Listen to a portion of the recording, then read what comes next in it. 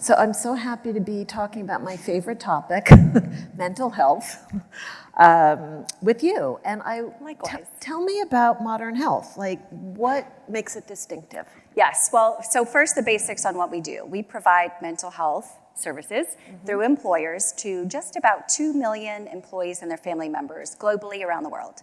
And I'll highlight two things that make us unique that will be relevant to this conversation. The first is we practice adaptive care. And what I mean by adaptive care is that we have multiple modalities. We have therapy and crisis support, we have coaching, we have community circles, we have digital support, end to end, we've got it all. But the adaptive part means that we move with our members as they move up and down that spectrum. So we're creating a personalized approach to get the right care to the right people at the right time. Second is our approach globally. So we curate and use the same criteria around the world to recruit and retain providers. So we use the same standards. And today we do that in over 200 countries, servicing, as I said, a couple of million people. And those two qualities, I think, enables us to deliver the outcomes and the results that our clients are looking for. That's amazing. So the adaptive part is, say, I'm an employee and I'm kind of losing it because my son just got home from college, not speaking from personal experience, and is at loose ends and he's driving me crazy. So I don't necessarily need therapy, right? I might need a coach. Exactly right. Yeah. So what we'll do is you'll enter the app, we'll ask you, a few questions, and we'll suggest a care plan for you based on what you tell us. So it could be therapy, it could be coaching, it could be, here's an immersive coach-led experience that might help you with what you need, or there might be a community circle with other similar parents dealing with the same thing. And what we find is by providing those options and that flexibility, we can reach a greater part of the population. So we often talk about whole population health. Yeah. So it's about the individuals, but it's about reaching as much of the population as we can based on where they are in their journey. Yeah, I love that idea of community circles too. I mean, sometimes you need the camaraderie, like when you're going through something challenging. Right. Yeah. So, as they were talking about in the previous panel, so much has changed since the pandemic. What do you see in terms of how mental health in the workplace and employers' sort of sense of responsibility to their employees? How has that changed? Well, I'd argue that's changed a lot, and I thought the panel members did a great job of talking through this. I mean, traditionally, pre-pandemic, mental health was viewed as crisis support. So you wait until someone's in crisis, until they really need therapy, and then you send them to an EAP. Yes. You give them a long list of providers. They go through, they call all of the providers, and they hope they can get in less than 3 weeks, right? And that was viewed as sort of crisis care. It was for compliance purposes. It was check the box. Now, partially thanks to the pandemic, but not only based on the pandemic, it is now viewed as a strategic imperative, right? And there's good reason for that. If you look around the world, we lose about 12 billion workdays per year. So it's $1 trillion issue. And if mental health goes untreated, it drives up healthcare claims by 3.5x. So it is a very bottom line problem. Yeah. However, the mental health services and solutions available in the market really haven't caught up yet. And there's 3 reasons for that. One, there's still a tendency to lean toward therapy first or even therapy only. So while therapy is a very effective form of treatment, it's also a very expensive form of treatment and only warranted for about 20% of the population. So really focusing just on therapy, just like, hey, you've got a cold, go to a specialist or go to the ER. We now recognize that's not a cost-effective way to do it. The second problem is time to care. So as I mentioned earlier, it could sometimes take weeks, even months, to have access to a provider. It is really important that for people who need it, they have access to care fast, or they might fall out of the system.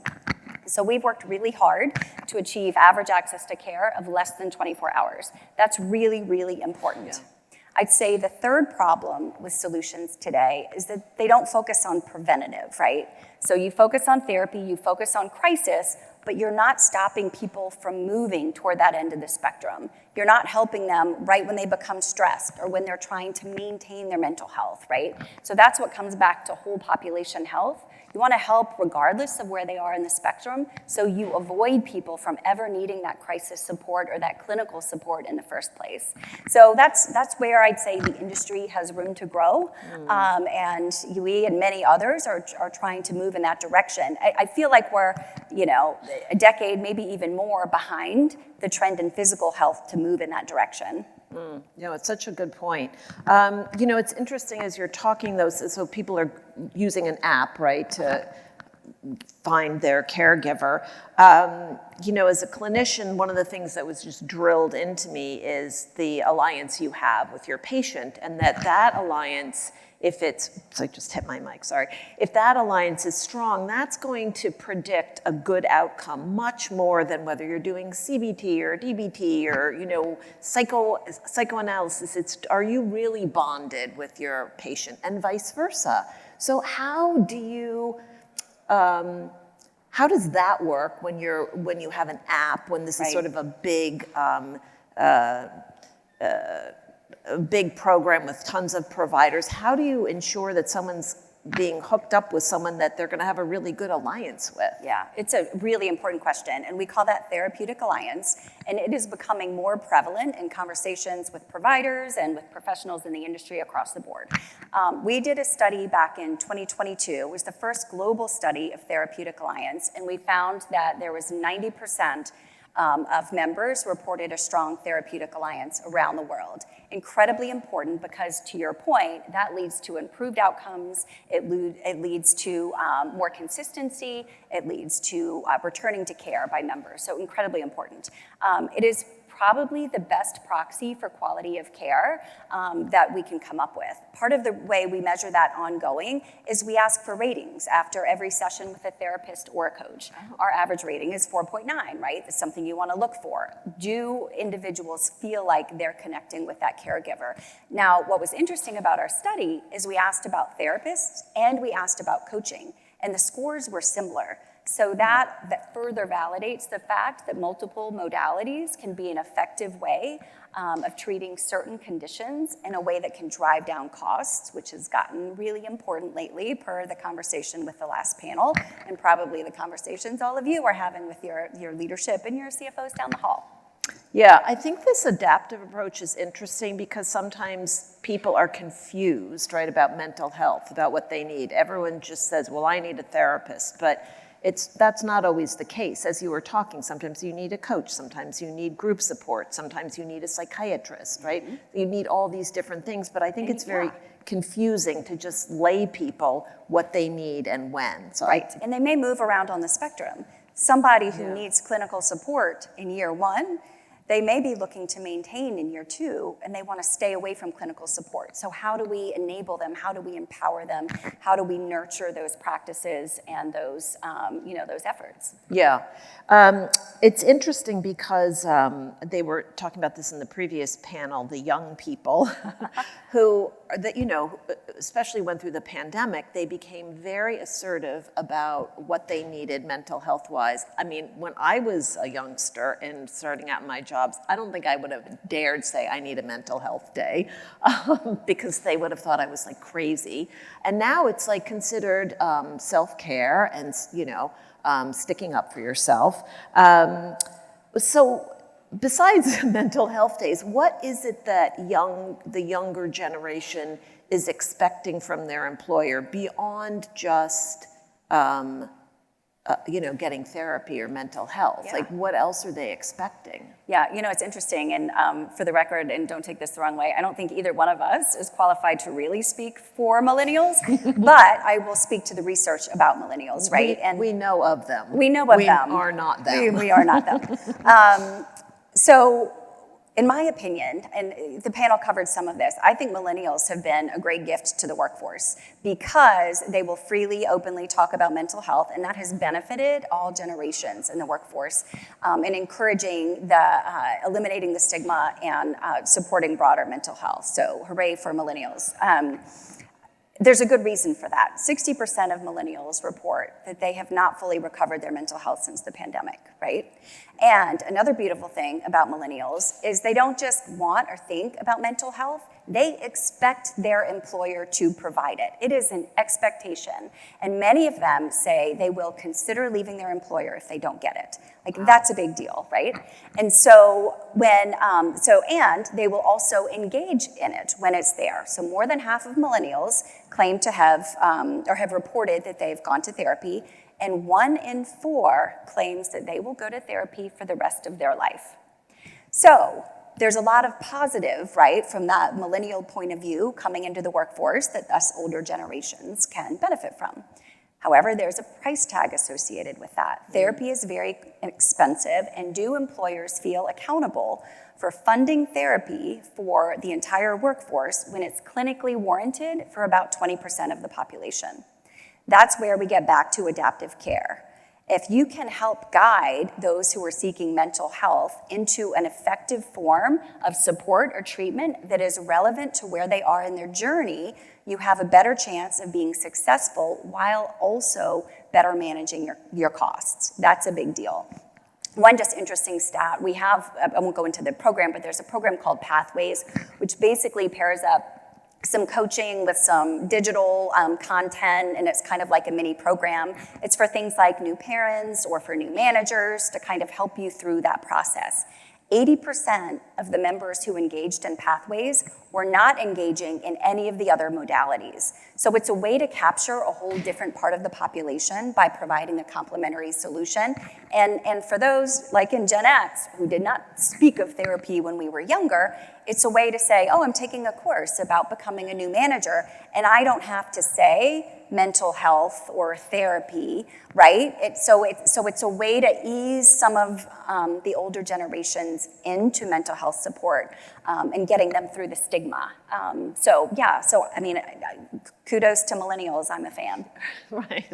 I know we all like to make fun of them in New York City because they take up too many of the spots at brunch, right? So, but yes, no, I'm a fan of all the different X, Y, Z, millennial, boomers. They're all right.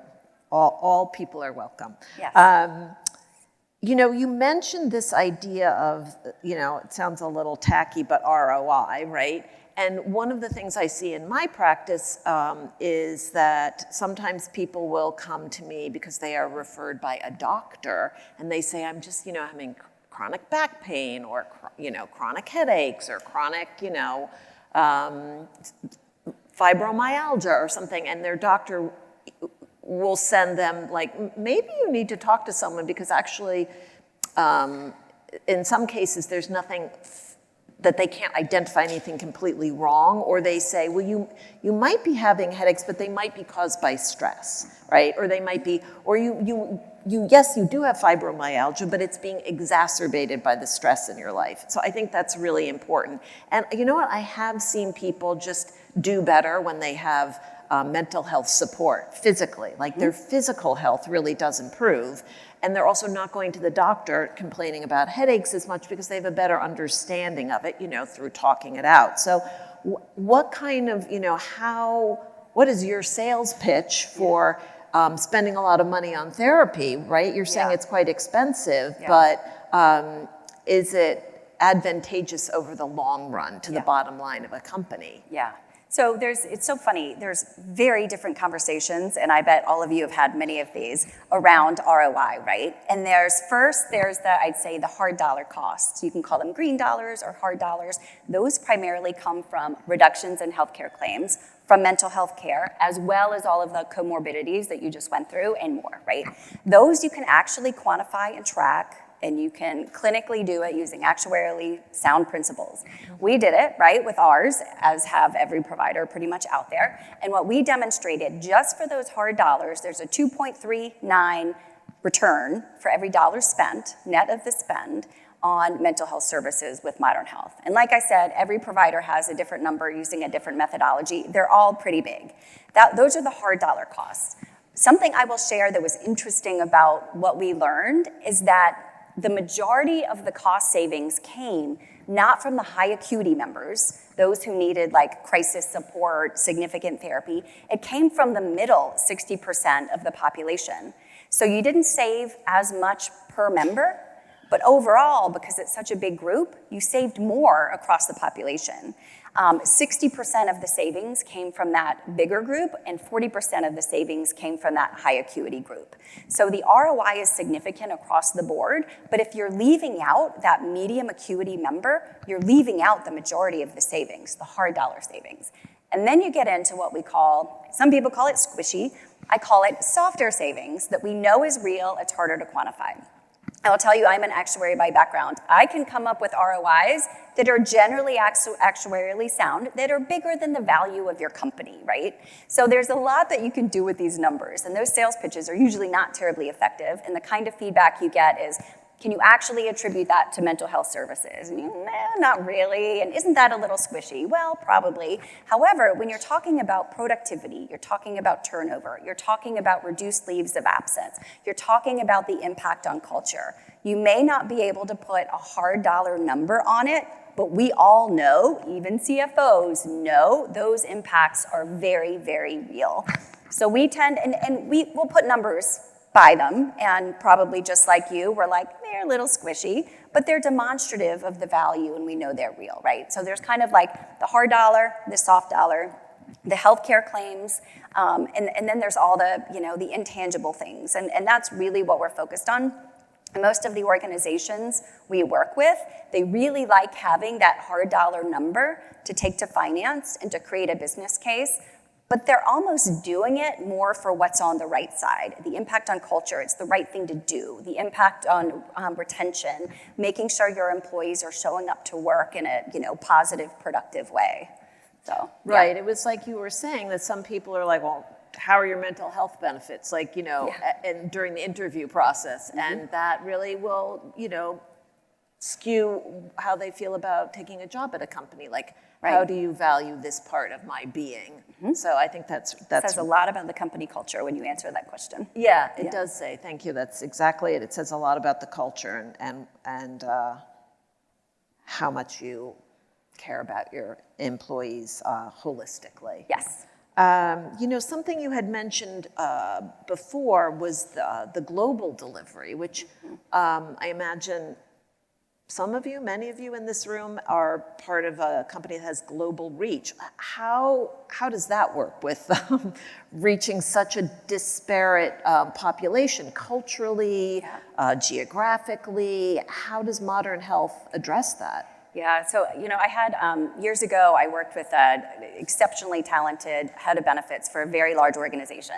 They had tens of thousands of employees in the US and double that outside the US. And I think we were trying to encourage her to leverage a solution that we had, and we went through here's our super robust, integrated, top-of-the-line, amazing product in the US, and outside the US, we have these partners, and you can get a little bit, and here it's just a website, and it's a little bit different, right? And she said, it's so interesting that people come here, and they talk to me as if it's okay that I think I care more about my employees in the US than I do outside the US.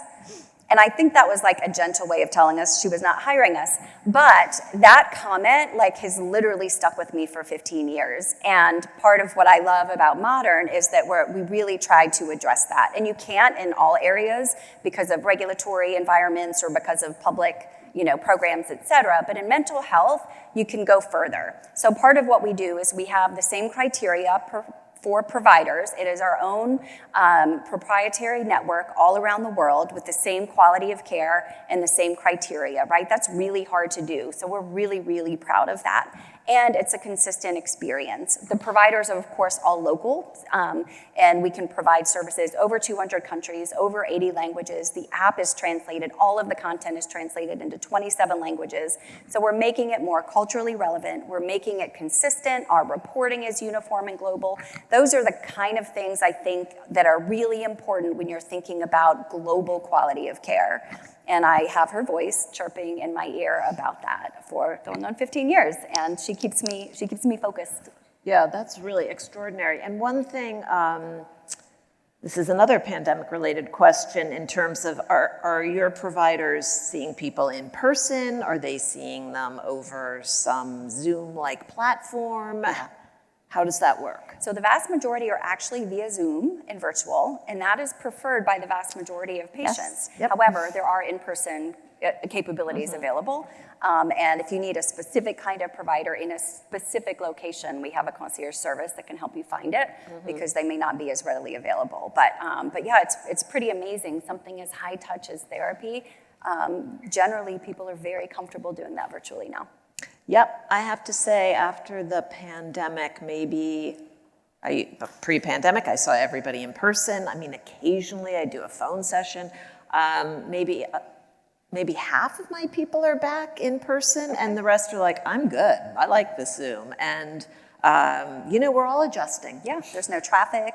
We're all adjusting, and I think clinicians are having to admit that it works pretty darn well, we had a big bias against that before. So, we all learned quite a bit.